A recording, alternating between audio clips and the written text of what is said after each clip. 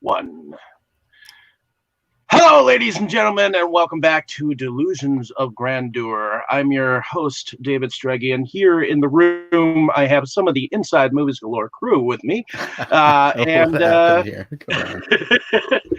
We are doing a... Oh, you guys are still here. Pre-show that Brandon will tell us all about. Why don't you tell us what this film is all about, Brandon? Well, we're covering the first film by X-Strike Studios, a group that was known for creating what they call good video game movies throughout a lot of the cons and so on. But this is their first film, River City Rumble, 2004, directed by Tim Ekkebus and written by the same individual. Of course, with us here, we have, and I'm going to turn this over so I can match everybody else except for Jake. He's going to be different. And speaking of, we have Kotobuki Jake with us here. Hi. And we have Mo. Howdy. And we have, we are no Dave here, but we also have a special guest with us. We have Dan from the Rebel Gaming Club and River City Rebel fame. We are very, very honored to have you with us today. Welcome. Indeed. Well, thank you for having me. Definitely. So this is a very interesting piece of work. A lot of people here probably are not, I don't know how many people here, I know Dave is, are used to seeing really low budget, shot on video basement films. And I've definitely dabbled. And this is definitely one of those. So we, of course, are following the story of our two friends who get their girlfriend captured in a city filled with gangs, because apparently gangs rule the entire schools of all this area. And they must beat up these gangs in order to rescue their one of their girlfriend. Player one's girlfriend, anyway. So, actually, why don't we just start off... well, actually, I'll start off with you, Jake. You're actually the most familiar with X-Strike other than me. Is this your first time watching this film? You know, I cannot honestly remember if you had me watch the whole thing before. I know I had seen the beginning, but I think this was my first time watching the full thing. And it's quite interesting. I mean, as you said, you've shown me most of their films at least once. They do have some good stuff. This one is easily a... most of their weakest entry. It looks a little lower budget than the others, and none of them look like Hollywood gloss, but but it's fun. Boy, that's well, actually, how about you, Dan? Is this your first time dabbling with these people? Yeah, I've never heard of these guys before. Obviously, I'm kind of familiar with watching low budget films. I don't know if low budget sums this up, because obviously it looks like a high school project more than anything. That's what I thought it was. I thought it was a high school project, like a senior project. So yeah, I have no experience with these guys, and that was my first impression, was high schoolers trying to make a movie. Well, Yeah, that's exactly almost what there. I thought it was, man. Like it had that feeling like they shot it in the halls between periods type thing. It was kind of like, Actually- kind of reminded me of like a high school thesis, like something that they would have used for, but it was definitely a bunch of friends getting together, shooting the shit, you know. A lot of it seemed like it was ad-libbed, so. Oh, actually, it's one level higher. It's for sure. Undergrad project that they did. Yeah, I was going to say, it looked a little more like college co-eds than the high school, but although they're supposed to be high schoolers, from what I understand, I guess. Yeah, but Yeah, I couldn't tell. Some of them looked like high school kids, but then some of them looked like they could have been like those older dudes hanging out with the high school kids. So. You know, it might have been Dan? theater, like some sort of like community theater type. They were bringing in some Right. talent from that, and I really it did look like the high school. And what was it? Filmed in 97, 98, 99, somewhere in there. Well, it seemed Yeah, they- like it was filmed then, but IMDb puts it at like 2004. So Well, that's when they published it Yeah. officially. Yeah, Yeah, I mean, who knows how long it took these guys to splice Yeah. this shit together? right. Might take it a couple years. Yeah. Actually, so what about you, Mo? How's the was this your first time watching anything from these guys? It was definitely my first time watching anything in full, and this is the only one I'm really aware of. I think my experience was very similar to Jake's. Like, I probably saw the intro up to the Purple Haze. I probably saw that shit online at some point, and was like, "Well, that was properly ridiculous. I'd like more of that," but just never got around to seeing the rest of it. I enjoyed it. It's very much the type of shit that I would have found fucking hilarious back then in like 2004. Some of it was still pretty chuckle worthy. A lot of it was kind of lost on me. I think the ambition of the movie is what makes me like it more so than anything to do with the movie itself. How about you, Dave? Well, I'd collected all of these when you told me about them. Like, how many months ago? That's actually it's almost been a year ago. I know, right? Yeah. And I tried to sit down and watch them, but you know me, I get collecting, and it's just like it gets to the bottom of the pile, and it's like, ugh. Oh yeah.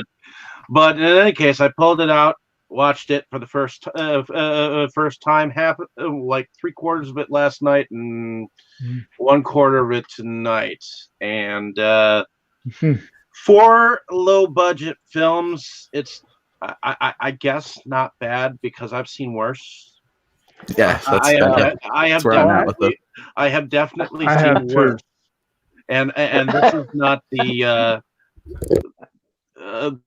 this is not the lowest of the low. It's like you can definitely tell that it's like low budget, but it could have been lower. It's several you can levels tell. above. If you look at IMDb's listings for the other credits, you see that Tim Ekkebus has several acting credits, and he has a couple roles in this one. And we've watched one of the films he acted in.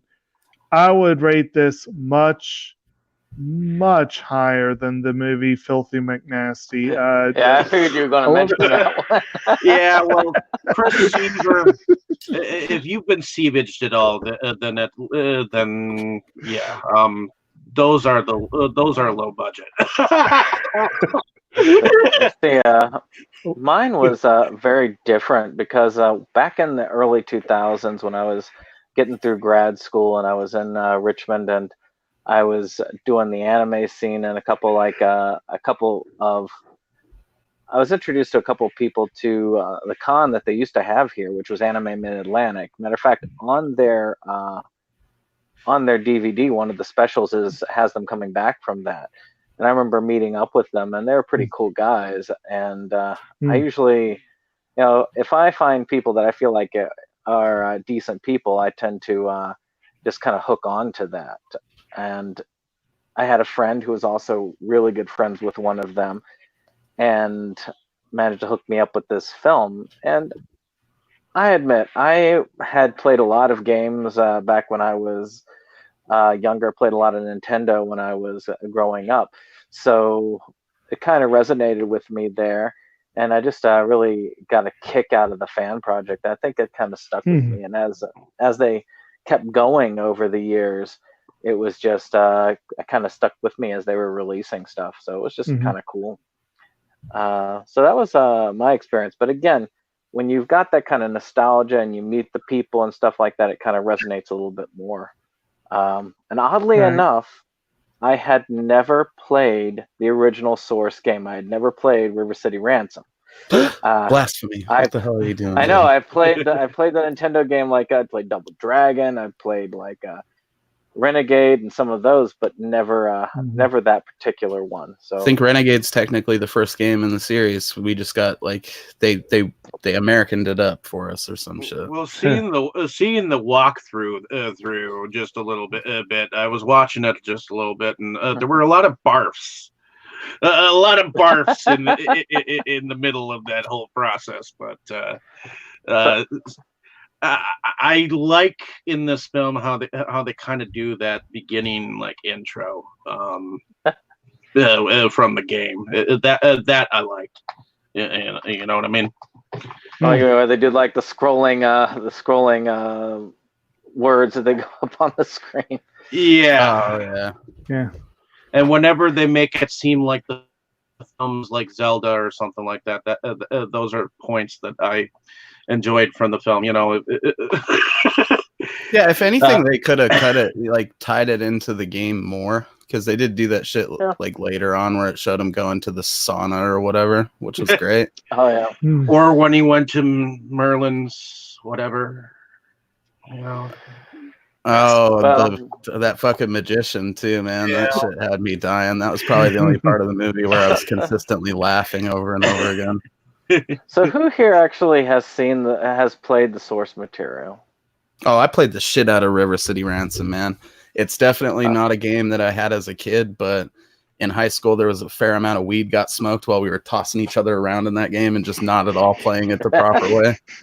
And so I'll always have like a soft spot for that. And I think that's probably like, had I known it was a full movie and not just an internet clip or something, I probably would have been hyped on it at the time, because back then River City Ransom still was kind of just getting as appreciated on the level that it should have been, you know. What about you, Dan? I know you've been on it. I've played a little bit, but once again, like Mo, I didn't have it growing up. That wasn't, my friends didn't have it. I didn't have it. So when, that's the stuff you really retain growing up with it. I mean, I got it a few years back and I've dabbled with it, but I've definitely not beaten the game. I'm familiar with all the characters enough to, understand what's going on in the movie, but that was about it, really. Yeah, if I'd known about this as a little, like 8-year-old Mo, if he'd known about this shit, he'd have burned a Double Dragon in the woods in a Wicker Man or something. Fuck that game. Oh yeah. Jake, you were saying something?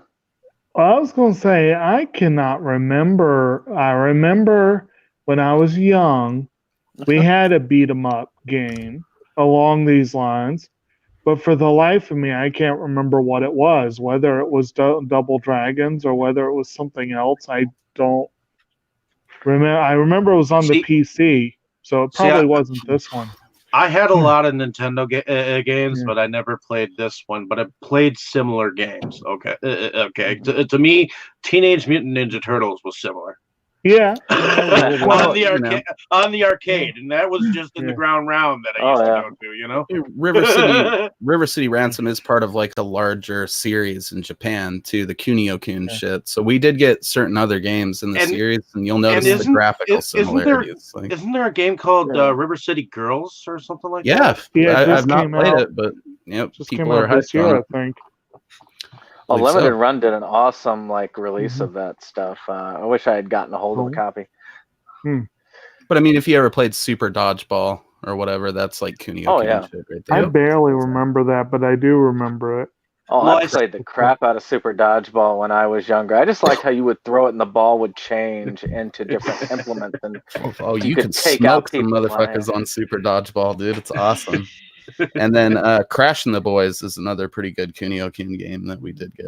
So, a little homework for the viewers out there. Go pirate the shit out of them. Have fun. I wonder, since you were just mentioning the Ninja Turtles as a beat 'em up, I wonder if that was the whole Slick, everyone mistaking him for a ninja drawn from the game, or was that a nod to Ninja Turtles?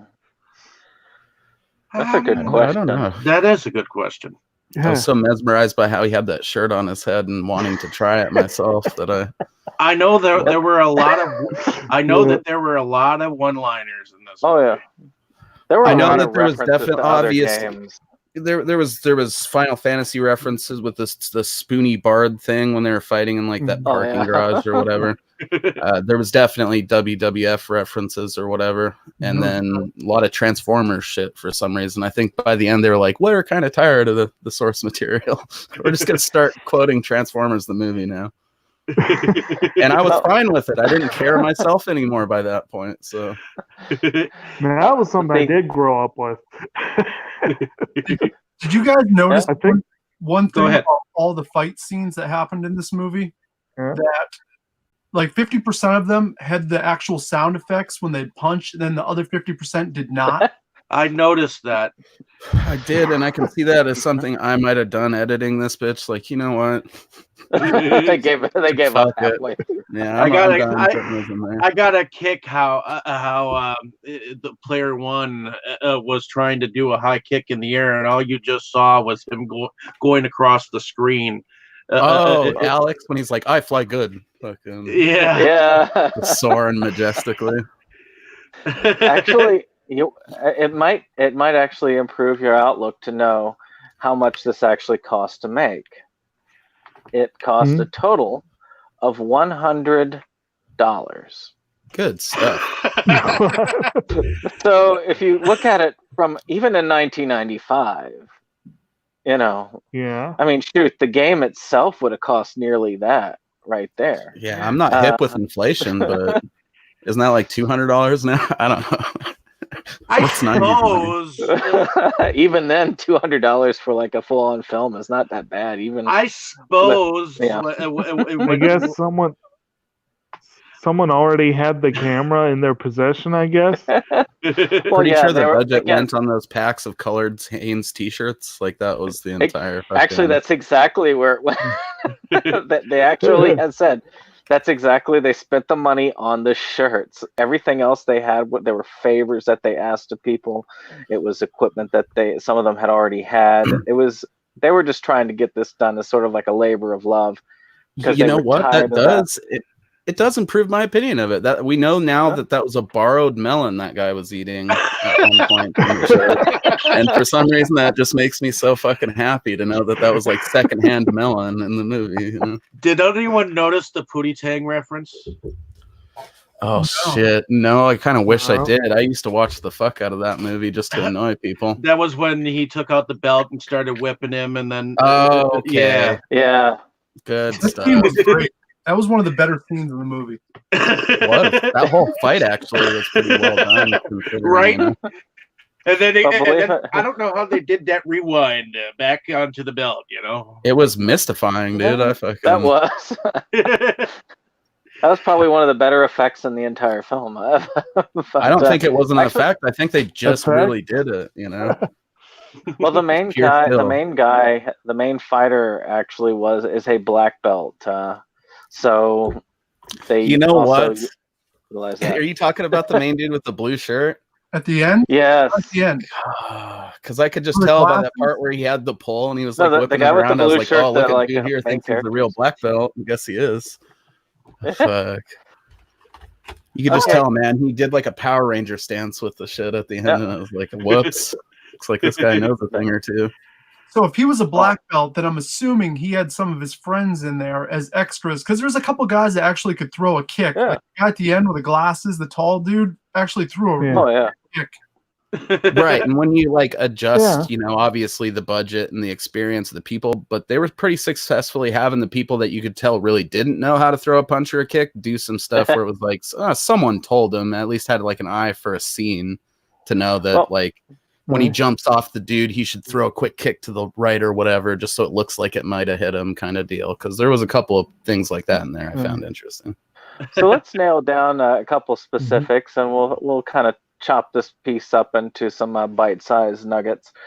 As far as like the beginning, there was one thing that caught me. I don't know why I laughed at this, but it just, even when I didn't know the source material, I understood this, where the guys are just sitting there with the girlfriend, and then the dragon twins come in and beat the crap out of them and stuff this note in. But he reads the note and it scrolls up in a video game fashion. I mean, I don't know why I laughed at that. I just thought that was it's so reminiscent to the stuff. And then later it's like, where's demands?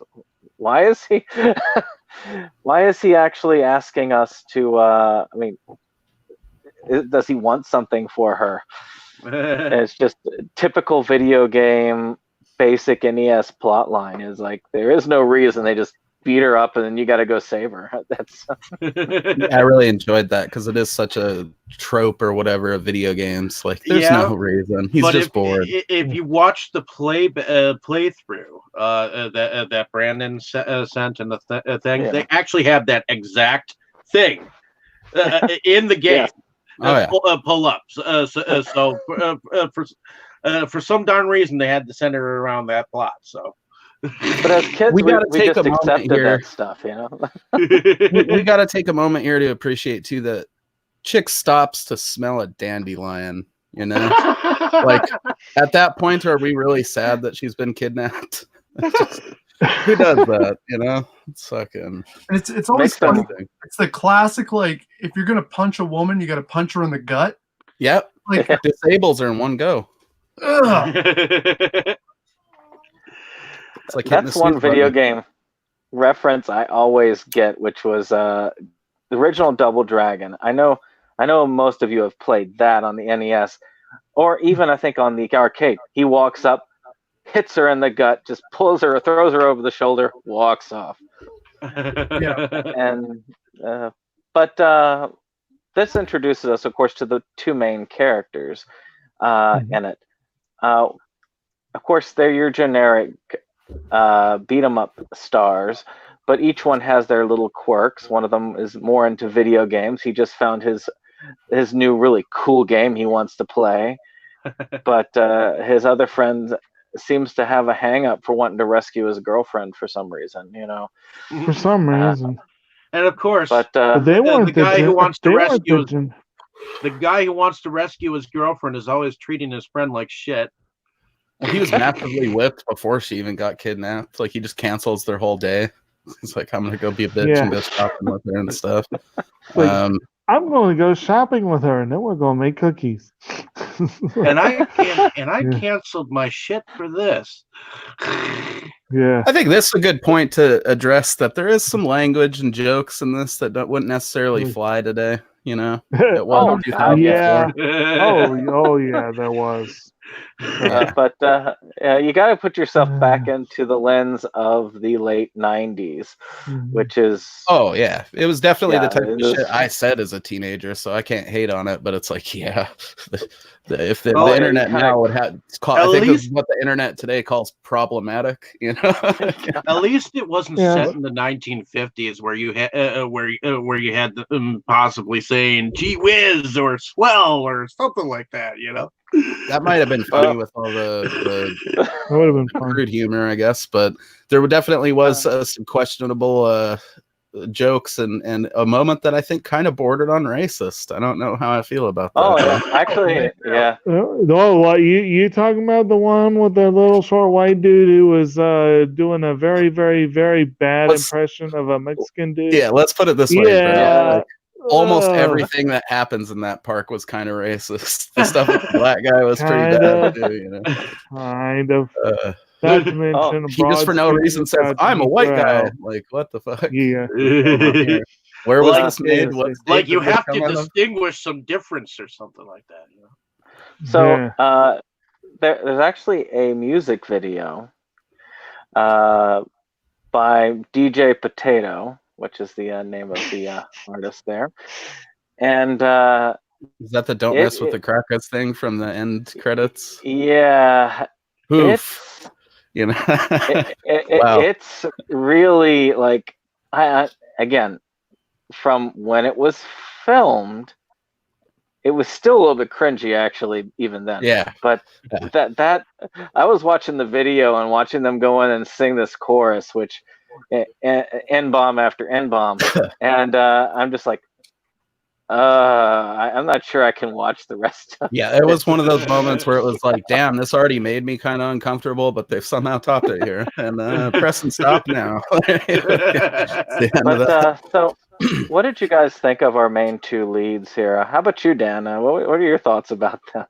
The Alex character kind of bugged me. It just, it didn't seem very believable to me. Whereas the Ryan actually felt legit, felt real, and it felt like he was maybe a Bruce Campbell fan as well, because I was getting a lot of that slapstick, over the top, like heroism going on there.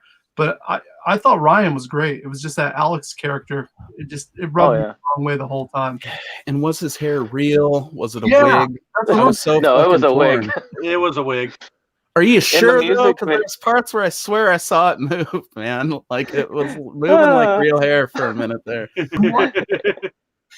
Yeah. In the music video, he actually takes it off before he goes out there. They should have done that shit before they filmed the movie. Yeah, I don't know why the wig was on. Nobody And the else was actor- wearing a bad wig, were they? I don't think.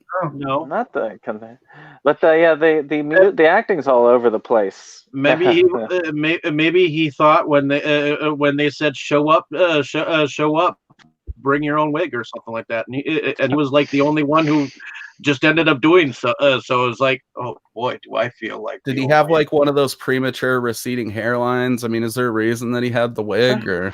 A little bit of it, but what about you were gonna say something? The wig you were saying something, really Dan? Oh, sorry about Oh that. no, that was it about those two leads. You know, that was my only thought, really. Did you guys get that Bruce Campbell vibe out of that Ryan character? Just Some a of the little faces bit. he made Definitely too. he had that I don't give a damn vibe to him. Well, he did have a broomstick later on. He did. This is my broomstick. And keep in mind, when it comes to any of these actors, this is really a mishmash of talent, so to speak. And some of them are theatrical majors. Some of them are actually actors, legit actors. Some of them are just random students that they grabbed. It's actually very different and I'm hoping that we do continue this at least to the next film, Silent Horror, which you get to actually see them as a refined troupe. And you can see, when you get like a troupe of actors together, like The Dead Gentleman is a good example. Oh, yeah. When they get together and they start working with each other, you can feel like, you know that they know each other and that they work off of each other. And right here, they're just kind of like slowly moving with it. But so they're trying to have to fight with these people. And the biggest gang, of course, there were a couple of gangs. There was this pink shirt gang, which I can't remember the name of. They do like a little Sailor Moon type thing. Yeah. And, Didn't they say something like by the power of the moon or something? Yeah. Yes. Uh, They didn't last very long. No. Delicate pumas. Yeah, the delicate Oh pumas, yes, baby. that was the name of them. And then, of course, we had the zombies, and then the plagues, I think. And then, of course, the first group they came across was the aptly named generic dudes, which. Oh yeah, was that go. when they did the? Was that when they did the Shen fight? No, that was after the part that. with the. No, is that purple haze move the guy does where Yeah. he takes like his taint scent and tries to attack you with it after smelling it? Is that like a reference to something, or was I just not getting it? So no face. What was it? He said no face. No. He goes purple haze. No And he just belly. fucking tries to come at the dude with the crotch hand. Yeah. I think that's a good indicator of what you're in for here, though. Right out of the gate, that fucking purple So- haze. With that being said, did you have something, Dan? I saw you like leaning forward, but I couldn't. So I'm trying to moderate. No, I think I had a problem with a lot of the extras in it. Like each gang almost looked the same, and it looked like there might have been the same people in each of They the were. They were. Yeah. In Yeah. most cases. That really like got me out of it too. You just there wasn't enough character between these gangs to separate them until maybe the zombies, but the rest were just so it was a wash. And I was like, I'm pretty sure I saw that guy in the last one. The guy with the glasses, the sunglasses, like Yeah. And they even had a girl who was part of most of the gangs, but dressing like a guy. And there were a couple of scenes where. Yep, I saw that. I actually thought that was a bit funny. I actually thought that that was actually what's his name's girlfriend that came and told him about Slick.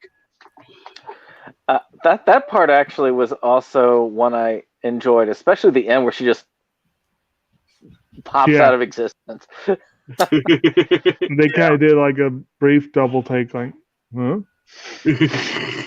But there was another female character that was a little bit more involved, and they stopped back and forth with her. And she runs the, I believe, the Tea Bag, which is the one of the shops there. And the kind of a fountain of information and HP or whatever your life bar reads. And what did y'all think of her as a character? I thought it was a fun. Dan, No. sorry. No, I'm sorry. I thought she acted fairly well, and it was somewhat believable, and obviously, what she played multiple roles as different people, but related or something going on there. They actually introduced her by pointing that out. Like he was saying, like the one dude saying, "Oh man, she looks so beastly," and the other guy's like, "Well, you the one you like looks just like her."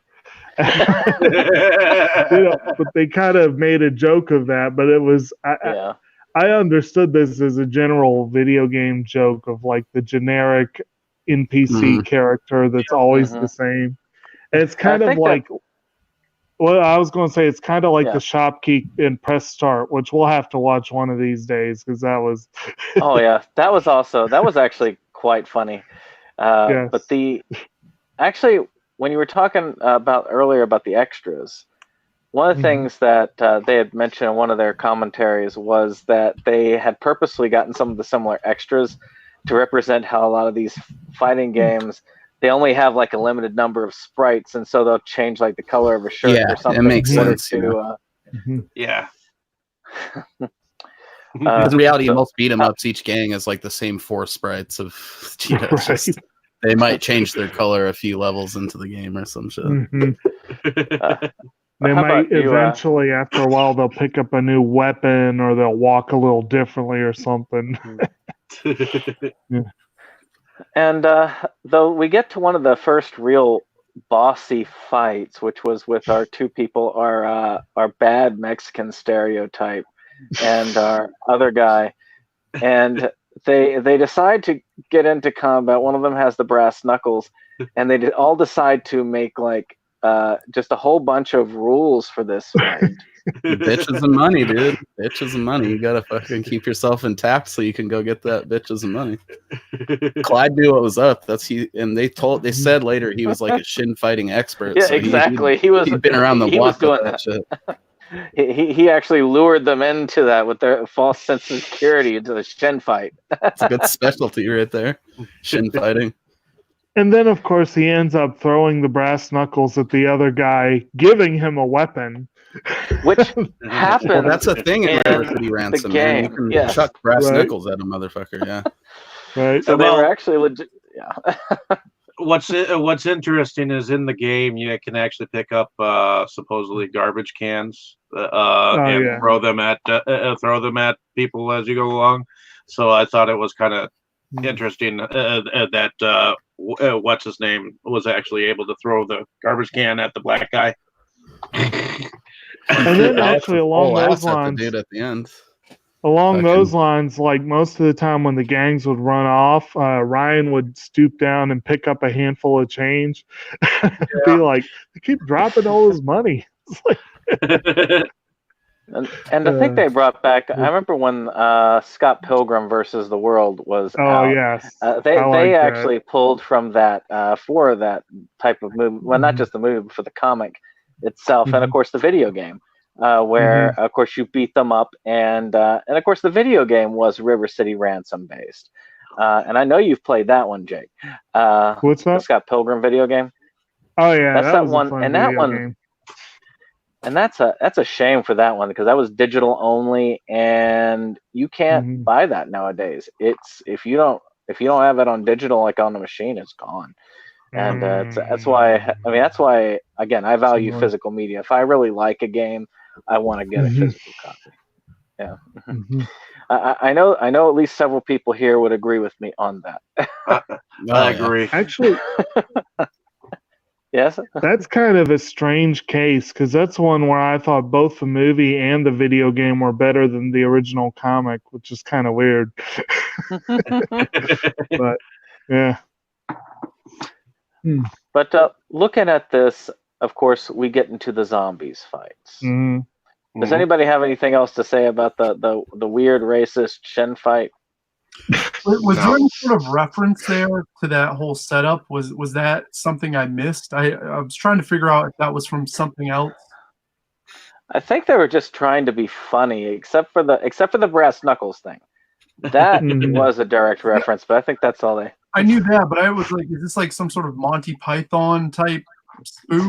I couldn't tell. I wasn't sure where they. Honestly, I think a lot of that was born out of they thought that guy did a funny Mexican accent, which with a few beers in me was pretty much true. But I don't know that that's worth structuring the whole scene around. You know, I kind of think like they overstretched him a little bit, at least for that particular scene.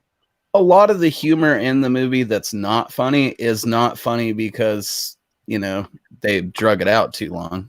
Like but when you're a kid of that age or whatever, maybe that's your sense of humor, you know, is dragging it out until it's not funny. And, you know, I actually think with better editing, this would have been a much better film. Yeah, they could shave 15 minutes off of the bitch, you know. And that's the thing. They probably never put it through the chopping block at all. They just filmed it, cut it together, placed it on film, and there you go. There you go, yeah. So what was 5 minutes in the editing room, guys. That's it. That's all. That's all you get. What was it, Dan? I saw you speak, but I didn't hear you speak. Oh no. I got nothing else on that. But yeah, so feel free to just jump in here and tell us to shut up anytime, man. Okay. This is one of those formats. I swear the first 3 videos I said like 3 lines. And then I learned. Matter of fact, this is me learning without anything. I'm so used to talking with everybody here for the most part. But as far as this goes, then we go to the zombies. I believe they're the purple shirts.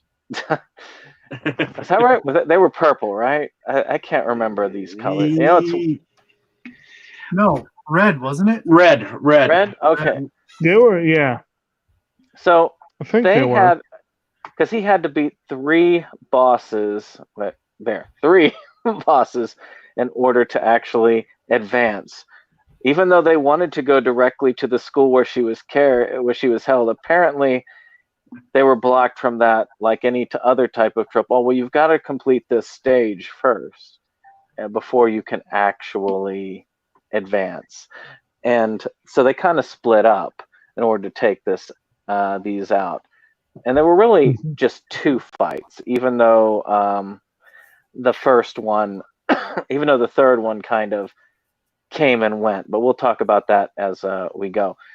As far as the one fight with, gosh, I don't even remember the names of these guys.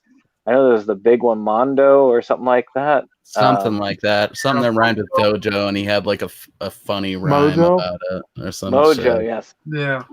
It was pretty terrible. At least that joke. I did laugh for that. Well, they also had the shopkeeper section in that, which was very funny. I mean, he was he went into this just random column, and he's in with this mystical shopkeeper, which that happens with video games. You're just walking around and you realize, wait, there's this weird shadow here, and oh, I'm in a shop. But that scene went on way too long. It felt like it dragged out. About, you know, they could have cut that in half and it would have been all right. Yeah. And the lighting was terrible. But it's I did like how he was talking about this mystical scroll and all that, and it just tosses like it's a piece of trash after he finds out the guy doesn't want it. But he's able to power up through that and come back and take on the guy. Very true.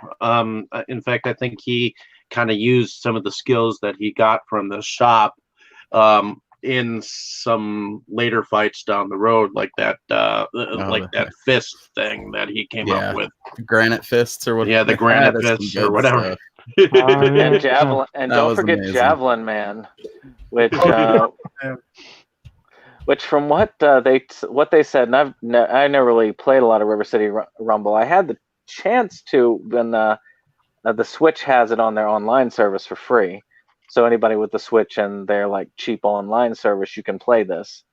River City Ransom. Sorry, it's supposed to be one of the most useless things in the game, according to what a lot of them say. It's just because you never can nail anybody with it.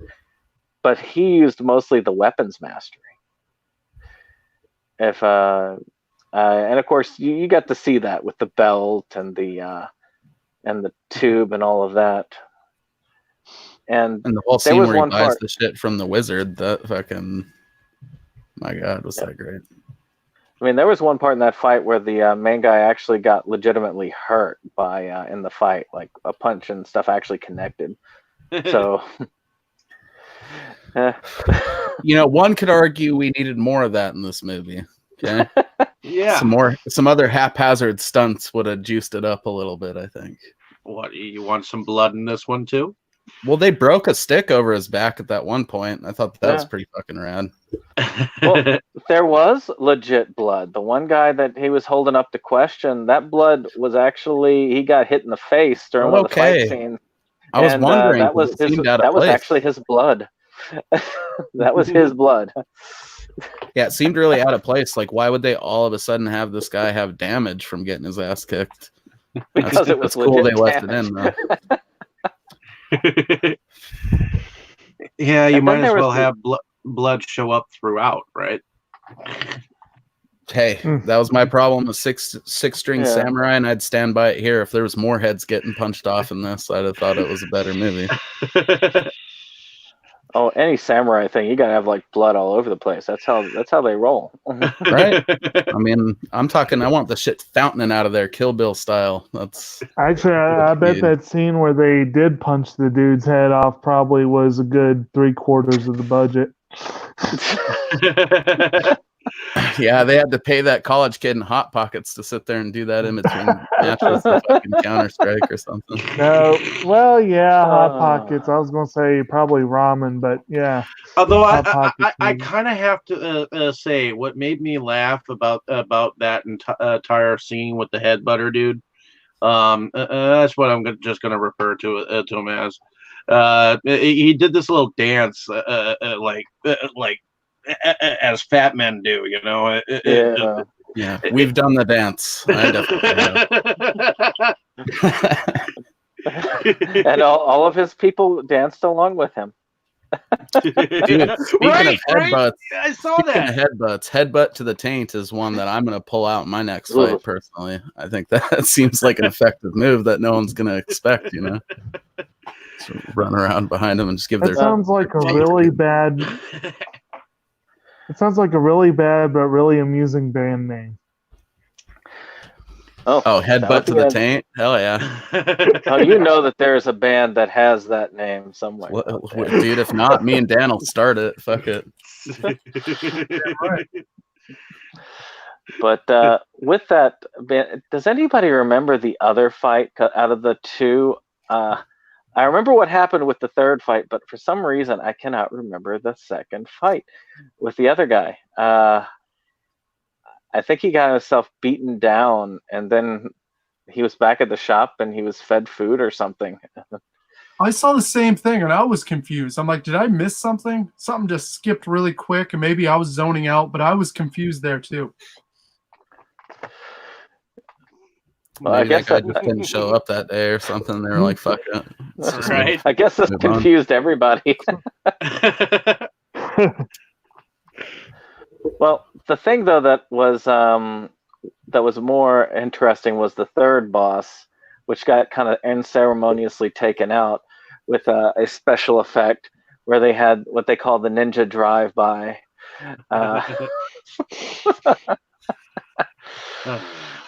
Where they had a Ninja Gaiden sprite come in there Oh, see, that's the one that I kind of forgot. I remembered Blade in the park and like the big dude, and then the third guy, but where he gets like knocked off of that thing at the end. But the Ninja Drive-By, I kind of forgot about. And they did that was the leader. Didn't they have like Bimmy and Jimmy from fucking Double Dragon or whatever come in at one point? Yeah, they said they got people mad at them for that. People got really angry about that because of the lines like "We're the real Dragon Brothers," because there were a lot of people who are big River City Ransom fans. So it's like, no, they are the real Dragon Brothers, and they got real. I guess they're so like a turf, you know.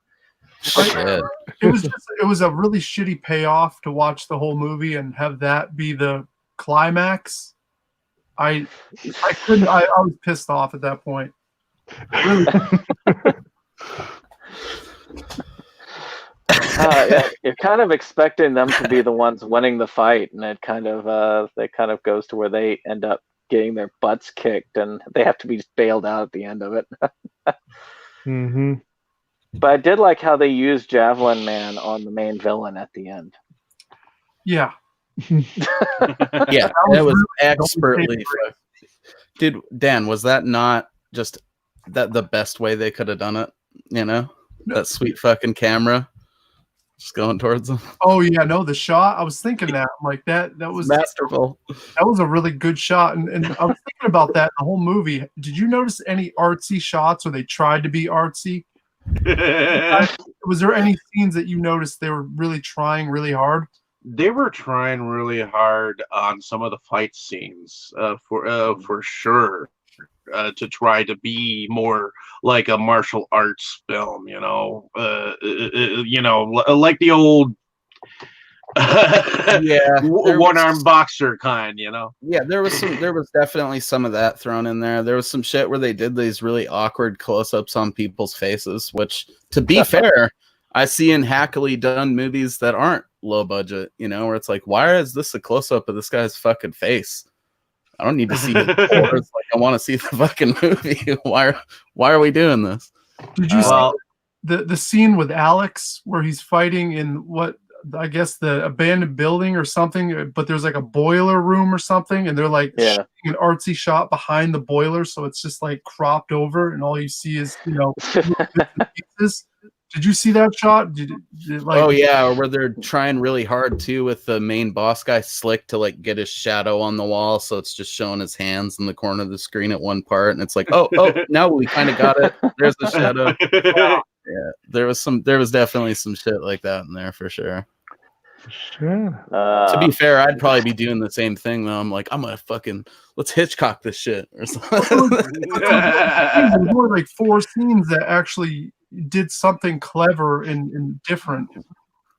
Yeah, and you know, I guess maybe part of that could have been early filmmaking sort of hesitation. You know what I mean? Where it's like, do we want to do that a bunch and then people make fun of it or something? That might be what went through my head at the time.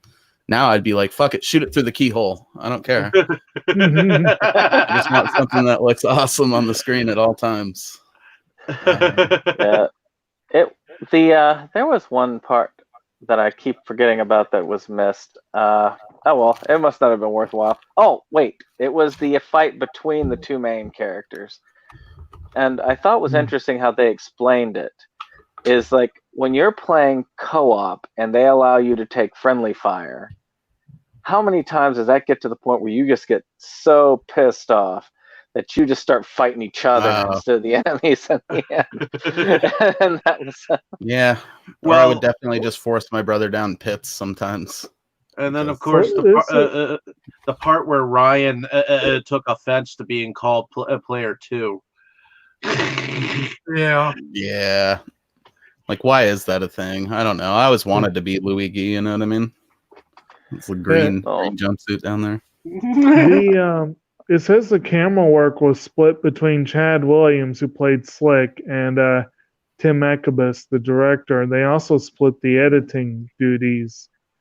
So the guy that was Slick was like one of the friends that made it, because he definitely shouldn't have been the main like bad guy. he was fine in some of the parts where he's in his ninja shit because that was just making me laugh. But when he was out of that, that guy was like one of the worst actors in the movie. Oh, I don't know. yeah. He was a little bit theatrical, to be Yeah. honest. Dave being all nice over It here. reminds me of like someone who would have been in like a Dungeons and Dragons like role playing thing, saying like he's some lord and master, you know, that type of thing. Maybe. Reminded me a little bit of Brandon's acting. Oh, snap. No, dude, okay, I like Dr. Screaming. He'd have been a better villain in this movie than fucking Slick over there with his t-shirt ninja. Oh, yeah. Actually, I reprised that character for a review later this week.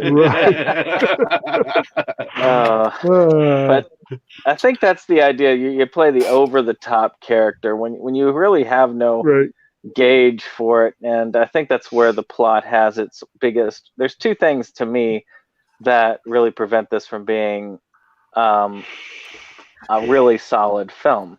One, it drags. I will give it. It drags a lot in places. And two, they really have a hard time deciding on what they want to be.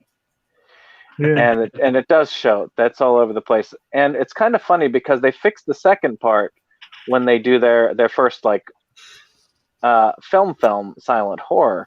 It still drags a little bit, but they definitely have it on point. They know what they want to do. They know their tone is even. But that first film, it's like their tone is all over the place. They sometimes want to be serious, sometimes want to be over the top. They just say sometimes want to be Monty Python. They want to be all over the place, and that kind of. And then when they got to. Then when they got to Resident Horror, they just gave most of the Monty Python to Edward freaking Lindsay. Oh, that was like the best part of that film. That was, actually, that film itself was freaking hilarious. That film, but they had their stuff together. They had their group together very tightly at that point. They knew what they were doing. But as far as this particular, anybody else have any thoughts on the plot before we move on? Well, let's let Dan roll with some shit here, and I might have a thing or two. Oh no, I don't. As far as the plot goes, it's repetitive. It feels like 3/4 of the movie is these generic fight scenes that they go really fast through, and then they try to throw a little bit of plot, and then it gets really confusing, and then the movie's over. Right. Like even up to this point, they could have shaved a good 15 minutes off of this bitch, and it'd have been in better shape. Oh yeah. You know? I would add that like the parts where they go to the restaurants, even though that chick was like fun to see or whatever, they should have done those with like video game animation of them going into the restaurants and shit, like they did with the sauna part. I think that would have like broke up the monotony of the live action shit a bit. I could have seen that. And then they could have made it a little bit more Zelda-ish. Yeah, they could have put it in there and had him voice it over. Yeah. Oh yeah. That'd have been fun. That's something that was uneven because they utilized that for that sauna thing. Kind of threw me off guard. Like this doesn't belong here. Well, because they did it once and like later in the movie, you know, if they'd done it right away with their first trip to the store, which is honestly one of the first things you do in River City Ransom, outside of kicking ass, it would have been like, oh shit, there it is, you know, and they could have just voiced it over. Maybe they could have had him go back to Merlin's workshop, gift shop, or whatever. And have the character voice over something like that. I mean, that could have been cool. That's one of those parts of the movies, though, that I definitely loved the whole Merlin shop thing. Like that was fucking awesome. That guy was into it. So that's apparently the same guy that plays Edward Lindsay. Yeah. Back when he had more hair, much like myself. But yes, we all feel that then, I was gonna say back then I was in his position too. But as far as effects, special effects, what did y'all think? given what they had, and I always do this when I review a B movie, given with what they had, scaling it to that. So the $100 bucks, $100 budget. How were the special effects?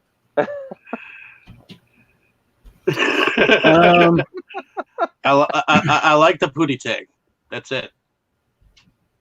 Well, that effect in itself is worth watching the whole movie for, if we're being honest. And I don't know why. I have no idea why, but that long ass kick to kick. I fly good. The dude, the high fly. That for some reason I was kind of chuckling at. For some reason, I liked the way that they did that. I no clue. Well, I liked. Actually, I mean, I'll admit I was kind of like underwhelmed by the time they got to the last time they did it, but I did. I don't know what it was about seeing it, but watching the Ninja Gaiden Ninja come in there, and then they just flash up their Ninja Drive by real quick. Just sometimes things like that just get a chuckle out of me, and it just kind of like, that's something interesting. It just seemed really cheap and just an easy way to get out of certain things when they would do that. Yeah. Yeah. I mean, otherwise they'd have to dress someone up like those characters and actually make it convincing enough to where people would get the joke. Yeah. Because there are probably a lot of people who missed the joke. Probably. Oh, yeah. Well, I mean, that's bound to happen with something like this that's essentially just a bunch of references that you make in class and probably get fucking kicked out for annoying your teacher over that eventually turn into a stupid movie that you made with your friends, you know? And on that note, I would say that this shit is wildly impressive, you know? It's definitely something I'd be proud of if I made it, like, you know, after high school or something. Oh, you know, if they put this together in college, you know they had a big celebratory screening and probably good times that night. Probably didn't remember much of it after. It ran the con circuits. It was all over the like the video game and anime cons. Matter of fact, they were talking about like a couple of the early cons they were helping with and trying to help put those together because of just again, these are people, they just have a lot of love for the video games and a lot of love for like film, and they just and I can imagine this being on like some random VHS, and then when the DVD world hit, that was like the serious boom of merchandise, you know, at these gaming conventions and whatnot. So I could see them going and going out to these different outsources and being like, "Hey, man, check out my movie." Oh yeah, you run across shit like that. I used to follow these dudes, Broken Pixel, for a little bit that were based out of up here in Washington, I believe, and it was funny stuff. This reminds me a little bit of that kind of shit. You know, it's very much a testament to a certain era of the internet.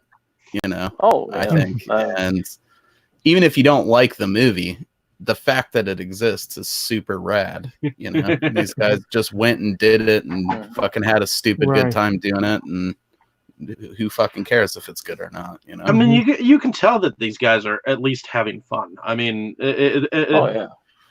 you know, I mean, it's like I said, a group of guys who were like probably really good friends. And they grabbed whoever they wanted to into the film and just shot some shit, you know? Yeah, it's probably like a yearbook of their friends kind of from that time. And I'm sure half of the shit in there is way more funny to them than it ever would have been to other people, because it's, you know, you can tell that they've got like this was probably some inside joke stuff that then became a movie, you know, because I could see doing that shit at that age. Like, and a lot of times, interestingly enough, I was going to say, interestingly enough, everyone's kind of middle or tepid in the reaction. It seems I'm just amused by the fact that on IMDb this film has an 8.0 rating, It's the highest rated film by X Strike Studios.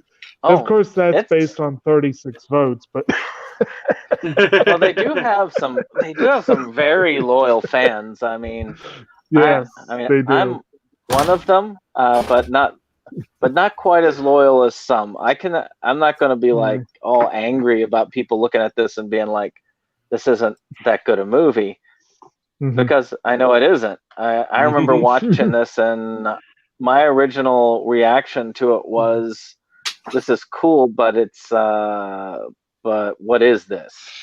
And it was like I say, it was the later films that got me more into it. Ones that had references to stuff I cared a lot more about, especially when I got to the Metal Gear Solid one, which was very well refined, and some of the stuff there. Now, the other part is music, because music makes up a part of these things. What did y'all think of the music behind this particular? Sucked. No, I don't. I thought it was pretty good. I liked. Question who was making I it. liked Oh, the hold theme. on. Oh, I liked Dan? the theme. I liked the theme because in the extras of the DVD, they actually have a band that actually plays the theme of the game, and I think that's what they perpetrate into this film, their own recording of it, I guess, right? Yeah. So I do like the theme to River City Ransom. So it is kind of catchy throughout the game, and I do like that. As far as anything else, it was just random shit. So what are your thoughts, Dan? I know you were speaking when it got cut off. Yeah, I couldn't tell if is that an actual band that they knew that they hired to do the music, or is that music they just found randomly and threw it in? I think it's both. I know DJ Potato was somebody that they knew that helped them with some of it, and there was a band that did it like that. At the end, the one that caught me and impressed me was they had a remix of the Double Dragon opening theme, the original one, and I actually really liked that. It was a pretty rocking version of the theme. The production sounded too good for it to be like some local band that they're friends with. That's what made me think they might have stolen some of that music.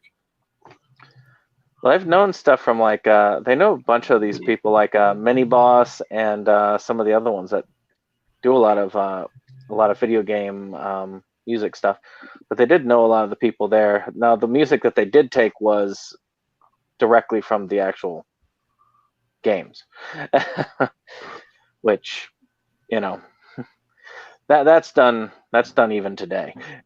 Yeah. But yeah, I think they actually do, because I know in the extras they did say that they knew a lot of the people in the bands that put that stuff together. Okay. I imagine that they were some local bands. I know it doesn't say anything on IMDb about any of the music involved, so I assume that they just randomly put up a basic IMDb profile. So Is that why I believe you guys said that this film is out of print? Could that be they got called on the music issues? Oh no, it's been in print again. They did a second run of it. So trust me, if anybody had like As a fun problem as with it music is, issues, even if they there did, was like no music issues, I could believe it was out of print. Yeah. Anyone who wants a copy of this has it, I'm sure. Oh yeah. I wouldn't mind having a copy, but I don't yet. I have their other films. Yeah, I think there's like 4 of them are still on sale for like $5 a piece. On their group, they've thought about re-releasing it again. I still don't know why this is their most popular piece, because a lot of their other ones are much better done. But it is, and they've debated that, and I've said, there's stuff that you guys haven't actually released, like Off Campus. They have like a 9-episode series that's pretty fun. About a bunch of guys, basically a bunch of older guys looking to find cheap residents, so they end up renting out like apartments supposed to be for student housing, so they're pretending to be students while they're doing it. But yeah. And I guess you could say that they did some short films or whatnot that they put as extras on some of the DVD releases. On this one, they did a short film based on Edge of the World. Yeah, the Edge of the World. Yeah. So Oh. I don't know. Yeah, that short film is just a bunch of people talking, and this one guy's like, I wonder what's like at the edge of the world, and he's like, the world's round, dude, and it's not there. And this guy says, hey, the edge, it's really close to here. Like, or is it? I don't. And they sure get to this place, and it's got this big old sign, "Edge of the World."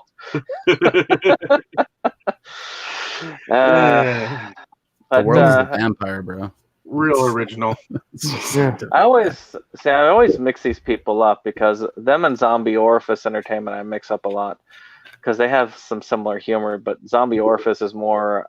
They used to be Dead Gentlemen, for anybody actually familiar with them. That was a better name. It was a better name. They're more D&D related when it comes to their productions, and the Gamers films. Those are classics. Oh, they are. But yeah, these people were more like video game oriented, so all their stuff goes there. But this was a start, and we may or may not return to this particular. But I would like to think that at least one more shot would be warranted to try and see if we can scrounge up some of the glory from them. But yes. Any case, does anybody have any final words about River City Rumble? No. I guess just don't find yourself wearing any pink shirts, I guess. Hey, they ran away without getting beat up, so they probably did better than most. Or don't get your head blown off. Or, I don't know. Yeah, that's not a good thing.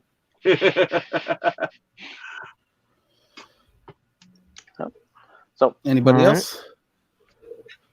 No. All right. No, I don't think I have anything. I definitely think that it's worth checking out if you're a fan of the game. If you want to see what ambitious kids can do, it's also a fun testament to that. And there is some stuff in there that's genuinely funny. I'm going to be calling people delicate pumas for a while, so I've at least taken that away from it. And I think it's worth money and bitches, bro. Money and bitches. Let's take Clyde's advice. Shin fight so that you protect the rest of your body because it's just not worth it. This is like one of those independent films that you want to watch as a filmmaker, probably in the sense that what not to do, Yeah, I'm sure that's the way they view it. It's like a cool home video style, testament to their early filmmaking days. And honestly, the stuff that I can quote from it is far more valuable than its watchability. So, I like this a heck of a lot better than I did Mr. Jingles. Yeah. Or again, to pick on a film that these people, some of them were involved with, it is a heck of a lot more entertaining than Filthy McNasty. Filthy McNasty. That was just a bad taste film. Yeah, well, just think about it. There's 4 of those fuckers. But it's a cool remnant of a time period, and in a way, if you've ever gone to some of the earlier cons and stuff like that, and back when I could actually travel, which I still didn't travel that far, it's still kind of cool to see that sort of thing, and you can kind of feel that and that energy from back then. But with that being said, this is of course the part of the show where we all introduce ourselves, what we are about, and what we're working on. Matter of fact, I will start with Jake so that he can show us all how it's done. No pressure. Oh, I don't know what to do now. No. Well, I'm Jake, and I am a big time movie viewer, collector, just general movie and anime fanatic, books, music, what have you. If it's media, I love it. Here in Central Virginia, I frequently guest on YouTube channel Septum Sin versus the World. I have my own YouTube channel, which is dedicated more to nature and the natural world, but I am really bad at updating it. I keep saying I will once I get my new computer, but I don't You're know when always that's going to teasing me with those happen. nature videos, Jake. I need them in my I life. know. I Just do it. gotta work on that. Yeah, but at any rate, It's just gotta have one of and those nature calls kind of days, you know. yes, and of course, I frequently am involved with this Delusions of Grandeur and also Inside Movies Galore. We have fun discussions, and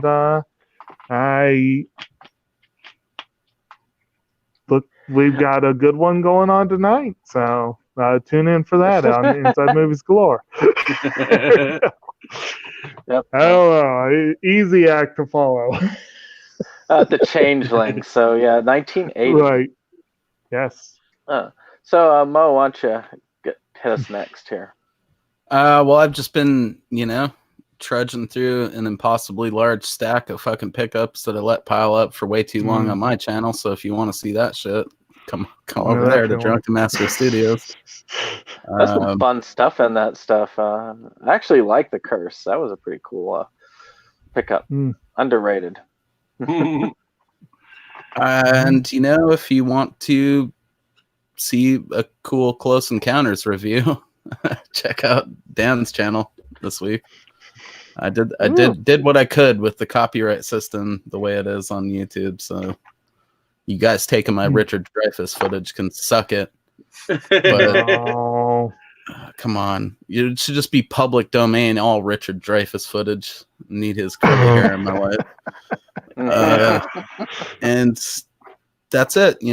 I'm also going to be doing some other stuff. I did a House by the Cemetery review. If you guys like that shitty movie, check that out as well. Overrated, vastly overrated in terms of Italian horror. It's ridiculous. Yeah, when I was always hitting stuff. It's kind of like one of those, like, I remember my first beer jokes, It's like, I remember my first fucking splatter movie too, kid. It's okay. It's not the best, but, Yeah. It's got a cool neck. I always find some of the cool stuff that I have never heard of and should have heard of at the same time. I think we have a good mutual exchange going with that stuff. Like, you guys have turned me on to a lot of crazy shit. If you want the best fucking weekly update on what's coming out physical media wise, Septum Sin versus the World should be your first stop. So, I agree. Right there. And speaking of a great channel up there, so Dan, tell us a little bit about yourself and what you got going on. My name's Dan. I'm in the Rebel Gaming Club, which is a collective of pretty much a handful of YouTubers that love video games in general, but we collect just about everything and do a weekly pickup show. I'm also in a punk rock band called the River City Rebels. Been around for the last 20 years. Working on a new album right now.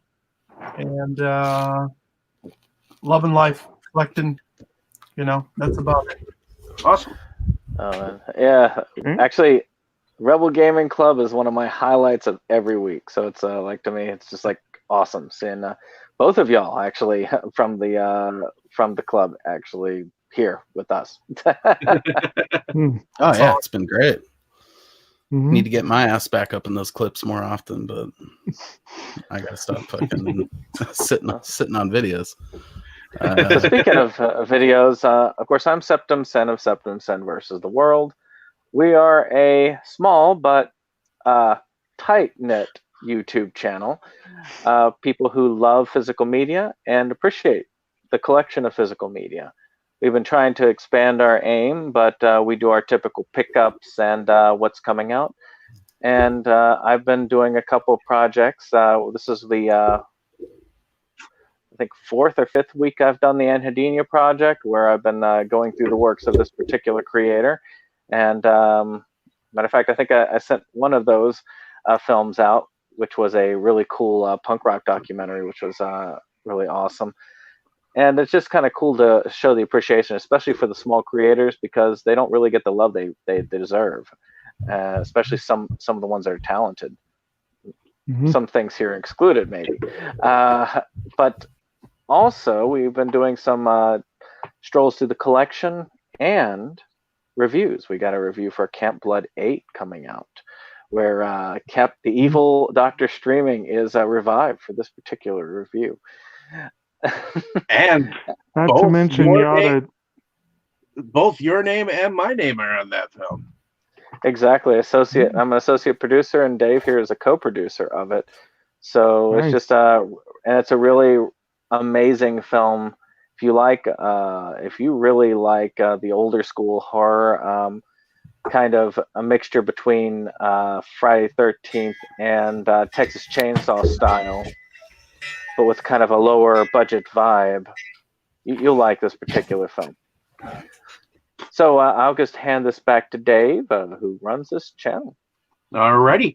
And my name is David Strege. I run Inside Movies Galore as well as Delusions of Grandeur. Inside Movies Galore is more of a podcast, kind of a channel now, and Delusions of Grandeur I kind of use for separate discussions that don't necessarily have the Inside Movies Galore crew entirely.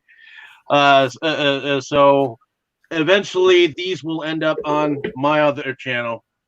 It's just a matter of combining the two. Well, in any case, I also do video reviews and video collection videos on Delusions of Grandeur. Recently, I've been going through the Rambo films just to lead myself up to the Last Blood series of films. I as well have to eventually start my Anhedemia journey. Eventually, once I get around to it. I've just recently figured out some editing skills, it'll take me longer to get reviews out doing this editing. So it'll, but in any case, I definitely have some cool stuff. I've got a documentary that I am an associate producer of that will eventually be coming out. I'll have a title for it in the next coming weeks. So stay tuned for that. And after this, we have a discussion going on about the 1980 film The Changeling, which is going to be hosted by our buddy Dustin, who's been giving us commentary in our. Yeah, he's been doing the running commentary. Yeah, old men are gonna cry and babies are gonna die. It's gonna be fucking awesome. And Dan, I appreciate you being able to come on, and hopefully you enjoyed yourself. This has been fun. Thanks for having me. You know, I don't get the chance to talk movies very often, especially something on this caliber. Do you think you could come back and join us in the future? No, definitely, especially if it's I'd be stoked for that. I even have a suggestion for a movie that I wish more people would watch. Was made in my neck of the woods back in the late '80s, called Man with a Plan. Oh my God, I knew it. I've mentioned that on here before too, because you asked me to review that like 2 years ago or some shit, and I never got around to it. The world needs to see this movie. It's a trilogy. They do. But that's the biggest one out of the trilogy, and it's so wonderful. It's low budget, but wonderfully done. And it just reminds me of growing up in Vermont in the late '80s. Well, it is some heartwarming shit, dude, in like a weird, eccentric kind of way. I'll definitely have to see if I can hunt down these films. I've actually never heard of it, so I can digitize that bitch for you if you need it. That'd be cool. I got my first copy of it from Dan. Actually, he sent it to me, and I think in our first package exchange, fuzzy memories right there. I own Nice. like 20 copies of that movie on VHS. Every time I find it, I buy it. Yeah, there's that. There's episodes on RGC where you guys have, where I think Ryan made some digs at you about Yeah. you need another fucking copy of that movie. Well, Yes, in any case, you do. in any You case, buy ladies and gentlemen, stay tuned Hand 'em for the Changeling episode, and everyone say good evening Good evening. or good afternoon, Evening. whatever you guys Evening. want to say. Good evening. Night. I don't think anyone said that.